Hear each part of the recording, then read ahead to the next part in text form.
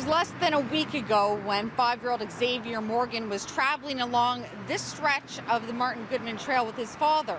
He slipped off his bicycle and landed on Lakeshore Boulevard, just feet away from the actual path.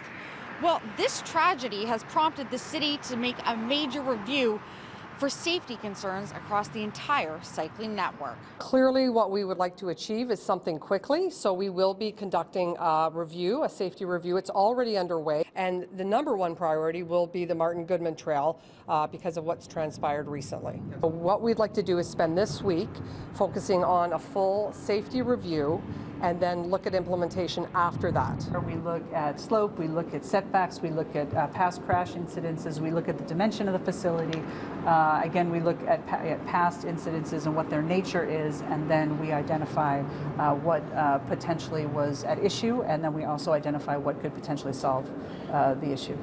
The city will be reviewing 300 kilometers of trails used by cyclists and pedestrians that run near streets where vehicles also travel.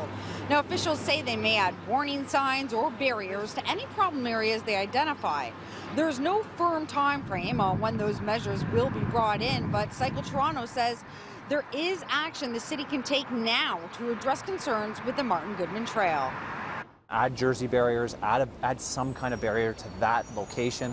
It's a very busy trail, again, a family-friendly trail, and that's a location where the trail just runs really close, right next to Lakeshore Boulevard, which quite frankly is a highway. And this was an entirely preventable collision. I think in addition, looking at other parts of our trail system around the city, look at those hot spots where there are collisions, and let's make improvements in the short and long term. Kolb says he's also hoping this review won't just focus on the need to improve cycling safety on Toronto's mixed-use paths, but will also lead officials to add more bike lanes to streets across the city.